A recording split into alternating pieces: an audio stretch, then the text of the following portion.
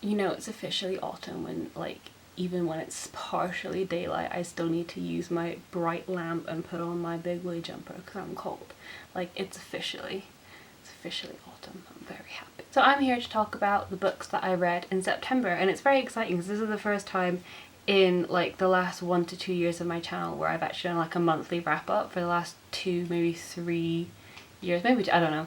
For the last however long, I've just been doing what I've been reading recently, videos every so often when I've had enough books to talk about. This is the first time where I've read enough in a month that I can do a monthly wrap up, so I'm excited. I read 9 books in September, which is not like the flashiest on BookTube. I know people that are reading like 20 a month, and I'm very jealous. I don't know if that will ever be me, but we can hope one day. So the first book that I finished in September was the Stylist C by Erin Morgenstern, a book that is very talked about on BookTube, and for good reason. It's a very interesting book. Immediately after I finished it, I gave it 3 stars, and then after I thought about it some more, I upped it to 4 because the concept is just so good, and there's so much that I didn't appreciate during the reading experience that I kind of appreciated afterwards. It's the kind of book that reminds you why you fell in love with reading.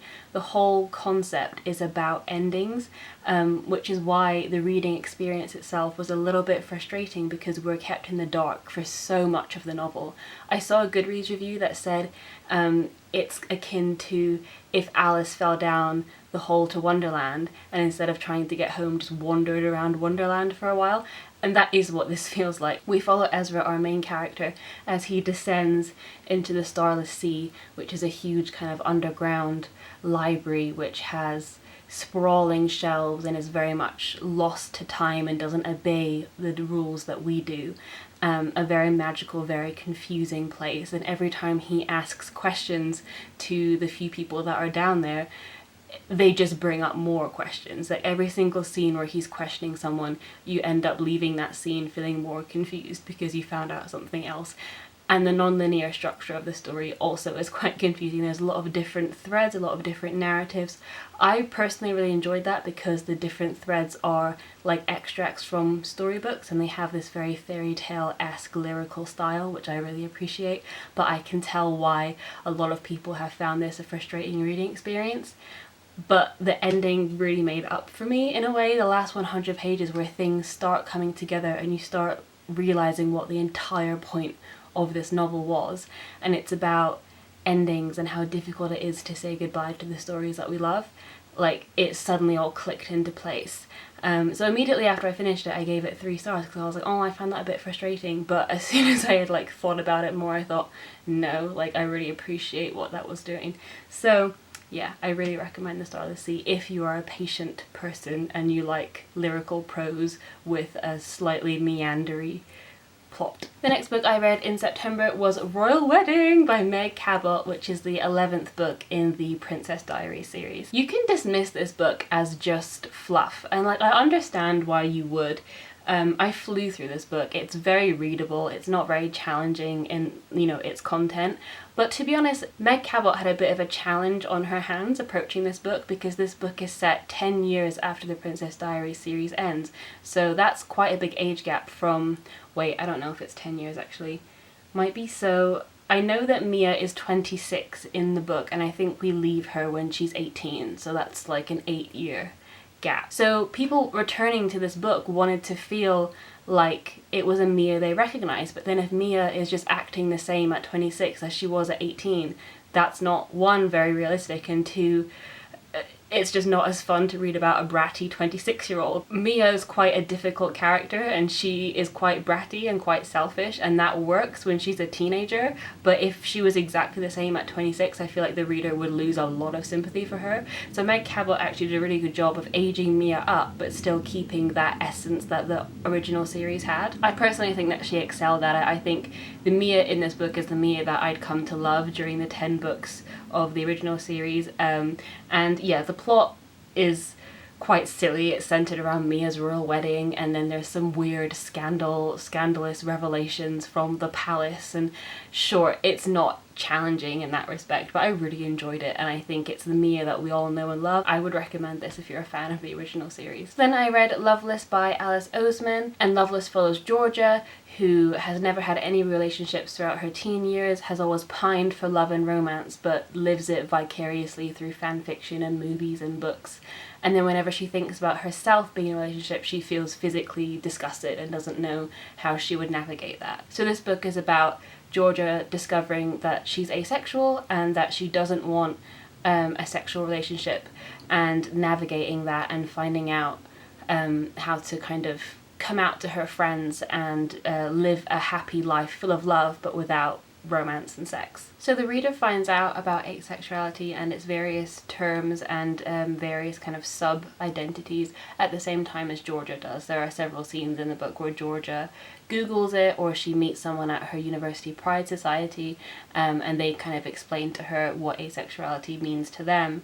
And I know why these scenes were included, obviously, for readers who aren't familiar, but as someone who is quite familiar with those terms, it's felt a little bit simplistic to me, although I think that this book acts as a really good primer, and I don't think it should answer all the questions. I saw a lot of reviews criticizing it, saying that it didn't include certain identities, or, you know, kind of glossed over certain things, or it was a bit too generic. And I think that this book is starting a conversation, and hopefully other books will come after it that talk about different forms of asexuality. But if people overly critique this book and give it bad reviews and bad ratings because it didn't represent the full spectrum of asexuality, then we're not going to get any books after this about those different identities. So I think it's a little bit counterproductive to overly critique this book.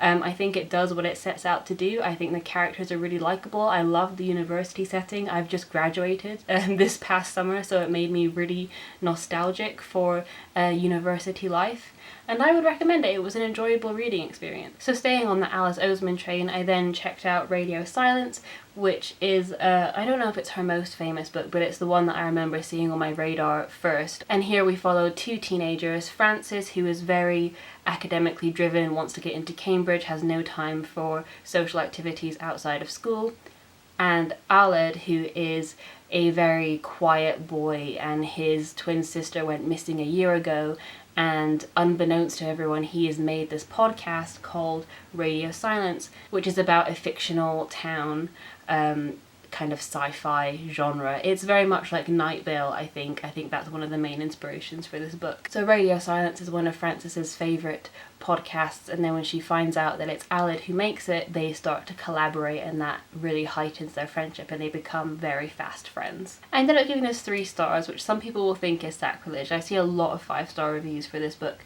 but I just wanted a little bit more from it. For a podcast that is so wildly popular, like Radio Silence really goes viral and it really takes off, I wanted more extracts from the podcast. There are a few dotted throughout the book, but they're quite short, and I guess I just didn't have enough knowledge as to why that podcast was so popular, and I wanted to see more of that story. I wanted to know more about the podcast and what the storyline there was. I know that might have distracted a bit from the main kind of friendship and characters in the book, but I was really curious. If the podcast is such a huge part of the book, I wanted to see a little bit more of that. I ended up giving this 3 stars and also Loveless, and I think due to Alice Oseman's popularity, I thought that her writing would be really I don't know, like flowery or really, you know, emotional. And maybe I just set my expectations up too high. She is a very good writer. These are very well written books, and the characters feel very real, but I just wasn't as emotionally invested as I thought I would be, as I had been led to believe by the internet that I would be. So I think my expectations were in the wrong place. But don't get me wrong, I did enjoy both of the novels. They just didn't grip me emotionally in the ways that I think other people have been gripped by them, if that makes sense. I then read Poems to Fall in Love With, which is a poetry collection with poems chosen by Chris Riddle. He's an illustrator, and I know him primarily for his drawing and his artwork, but he also writes children's books, and he has illustrated this beautiful collection, and the illustrations are gorgeous. They're so beautiful. I haven't read proper poetry since high school. The only poetry I've been exposed to in recent years has been Instagram poetry and Tumblr poetry, which I can get quite cynical about. And then reading this, I was like, finally, some good food, you know, some sustenance. Finally, this is what poetry is supposed to be. I lose a lot of patience with Instagram poetry that is just a sentence spaced out on a page. Like, that's not poetry, it's just prose. Poetry is a medium, it's like something that you can't communicate through prose. You have to use poetry, which means using imagery and using rhythm and using language. Poetry is meant to be spoken, right? And this is what I really felt from this collection, because they're predominantly poems about love and about romance, and a lot of these read like sonnets, you know, like heartbeats, and you can really feel the rhythm and the emotion. And I thought, oh, this is what I've been missing, you know. And I really did enjoy this. And I know it's the trend now to illustrate poetry collections, but usually it's just one illustration per poem in those types of collections, and it's quite a small like sparse doodle in most of them, the ones that I've seen anyway. I may be generalizing a bit too much, but in this book, if it's a long poem, it gets several illustrations, and they're gorgeous, they're detailed, they fill the page. And if it's a long poem and there's different illustrations, they really tell the story of the poem, and it just shows the progression throughout the poem, and it just is so evocative of the fact that poetry is a storytelling medium. And I'd forgotten so much of that because of, I guess, the superficial stuff that I'd been seeing online. So I was very grateful to this. And then at the end of the month, I went out and I bought his most recent collection, which is Poems to Save the World With, which contains poems that are political, that are to do with the earth and nature, and that we should take care of the planet. And also some poems about lockdown, because this is a very recent collection that just came out, and about isolation. So I really would recommend both of these. The illustrations are gorgeous, the poetry selections are impeccable, and there'll be something in here that you will love because it's just all so beautiful. And then I read The Midnight Library by Matt Haig, and I read this in the space of like a day and a half. I adored this book. I already mentioned it a little bit in my August autumnal recommendations video, but I thought this book was stunning and I need to talk about it some more. The book opens with this Sylvia Plath quote, and after I read this quote, I knew it was gonna punch me in the gut. Here's the quote. "I can never be all the people I want and live all the lives I want. I can never train myself in all the skills I want. And why do I want? I want to live and feel all the shades, tones, and variations of mental and physical experience possible in my life." And boy, do I feel that. When I was a kid, I wanted to be an actress, and I think that is exactly the reason why being an actress would allow me to live lots of different lives within one life. I think it's also why I'm a reader, because reading allows me to live vicariously through books and live other people's lives, because we have so little time on this planet and I just want to experience everything. And so I knew when I read that quote that this book was gonna hit me in some places. So in this book we follow Nora, who has had a fairly tough life. She feels that she has missed all of her big opportunities and she is feeling alone and isolated, and after a particularly bad day when everything has piled on her, she commits suicide. After committing suicide, she wakes up in this place called the Midnight Library, which is a place that exists between life and death. In this library, all of the books on the shelves represent the myriad of lives that Nora could have had she made different decisions. There's a life in which she is married, a life in which she has children, a life in which she moved to Australia, a life in which she's famous, a life in which her dad didn't die as soon as he did in her own. And in the Midnight Library, Nora begins to try on all of these lives and experience what her life could have been. And it's a very tempting concept. Like, of course, we all have regrets, we all have daydreams. I know I, for one, daydream all the time about the ideal life that I want, where I'm off living my best life, you know? We all have that within us, we all have that yearning.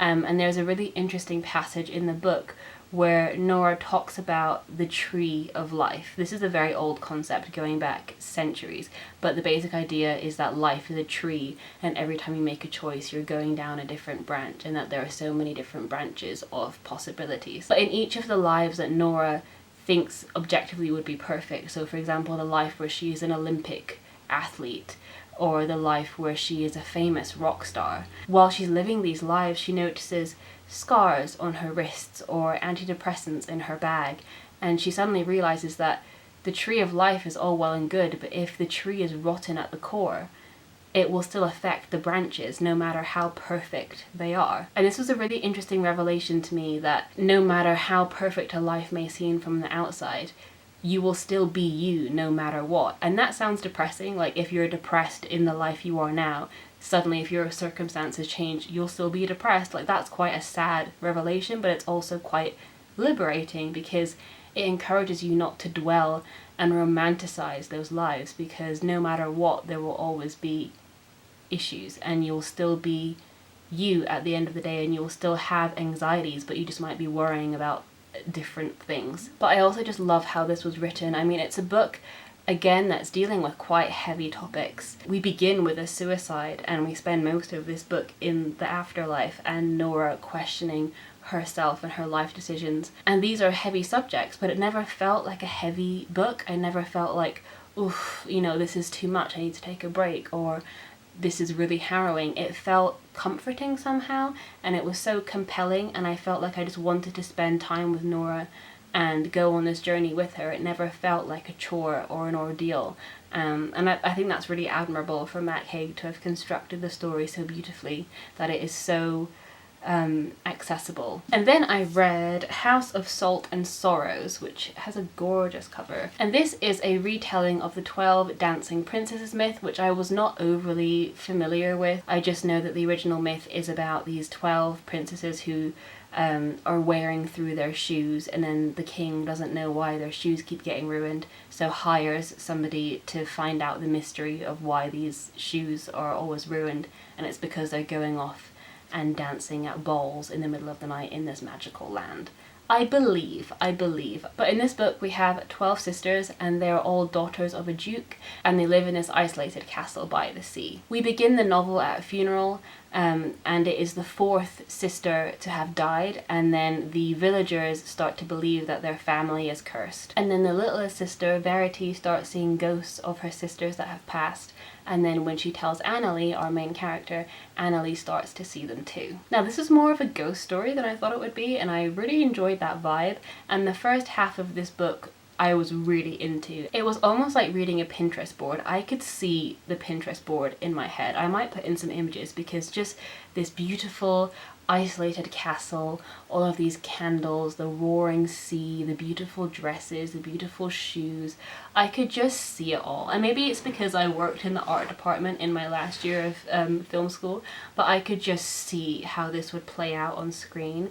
And I would love to adapt this book, if anyone cares, just putting that out into the universe, because the aesthetic was on point. However, there's me just like putting my foot in it. But however, the ending lost me a little bit, did lose me slightly, because we move more from this atmospheric, creepy atmosphere to a more like supernatural thing. And I know that ghosts are already supernatural, but then it takes it up a notch, and I wasn't too much of a fan of that. I think I preferred the more realistic beginning for a book with, I think, 7, 8 sisters. I lost track of how many had died, but it keeps it keeps you interested. There aren't too many characters.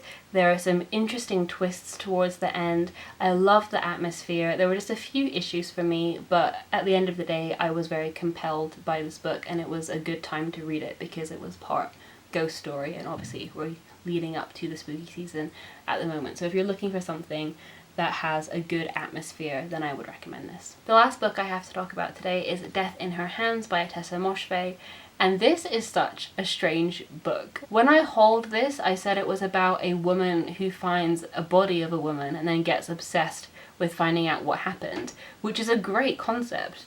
But that's not exactly the concept here. So we open with this woman who is in her 70s, I believe, and she is widowed, and after her husband's funeral, she downsizes and moves away. She buys a dog, and she's living a fairly quiet, fairly idyllic lifestyle on her own. And then one day, on a walk with her dog, she finds a note that reads, "Her name was Magda. Nobody will ever know who killed her. It wasn't me. Here is her dead body." However, there is no dead body. The woman never sees a dead body. And then she takes this note home, and gradually gets really obsessed with finding out what happened. And the writing style in this book is gorgeous. I think there are two types of writing that I really appreciate. One being really flowery, descriptive, fairy tale, lyrical type writing. And the other category which this book falls into is really simple but compelling writing. So this book isn't overly flowery, isn't overly detailed, but it makes very simple observations in a way that is quite impactful. I don't really know how to describe it without reading a section of it. So there was this one section that really stood out to me that just painted the picture, but it was very simple, very sparse, but very intriguing. I don't know. Well, you make up your own mind. I'm going to read you a section of it and we'll see. I hadn't been bored at all that winter. Boredom hadn't even occurred to me. It had been so much work to keep myself and Charlie clean and cozy. Charlie's the dog, by the way. To keep the wood-burning stove fed with wood, to clean the ashes, sweep the floors, plug the drafts in the windows with dish towels. Each day I shoveled a trail through the new snow down to the lake, where I walked and let Charlie crunch over the glazed surface. Inside there was hot tea to make, the fire to start up again. Before we knew it, the sun was down and we were exhausted. I could barely drink a glass of wine and open a book before I dozed off on the couch, the dark pines misty and windswept with snow. And then it was all dark, and the fire gently crackled, and Charlie went just a few yards deep to do his business and then bustled back in. We went up and got into bed, and the day was done. We were like hibernating bears from November to March. April was when things started to thaw. Charlie and I were all right. We had weathered the storms. But now, with Magda's mystery to solve, my winter habits seemed pathetic and mundane. How did I stand to live through all that boredom? How did I not tear my hair out or start acting crazy, talking to myself, pacing, building friends out of snow? I had Charlie to thank for my sanity, I supposed. When he was sleepy, I felt sleepy. Drowsiness would fill the mind space between us. It was like a pill we took in the winter afternoons. A cup of tea, a quick visit to the woods and toilet, and we were out like two melted candles. So I think it's really beautifully written, and it is really compelling. However, it's quite an unsatisfying reading experience. It is very, very character driven. It is all about our main character, Vesta, and her complete obsession. And through this obsession, we find out a little bit more about her marriage, about how that ended, about all the grief and the anger and the regret that she harbors, and perhaps that plays into her obsession. Perhaps she needs to fill the void in her that existed long before her husband even died. She is such an unreliable narrator, such an unlikable narrator, and at times I was even doubting whether this note was even real. It's a very compelling reading experience, although you are not left with any answers by the end, and I think that's the point. It's an upending of the cozy mystery genre, and it is not meant to placate you and make you feel satisfied with a clear answer at the end. It is meant to kind of disturb you and get under your skin, and you're not left with a satisfying conclusion in any way. So I was a bit torn with what to rate this, because I guess I did want a bit more in the way of plot, but also I appreciated that this book was trying something different and it didn't want to give me that satisfying ending. And between the really compelling concept and the really beautiful writing, I ended up giving it 4 stars, although I know that this will be a bit of a controversial read for other people. Not controversial because of its content, but I know that books like these often get labelled as boring and pointless and meandering and like a waste of time. So I can understand that viewpoint, but also I really appreciated what it was doing. So those are all the books I read in September. As always, if you have any thoughts or you've read any of them and want to discuss, please do so in the comments. I'm always happy to hear from you, and I will see you soon with another video. Bye.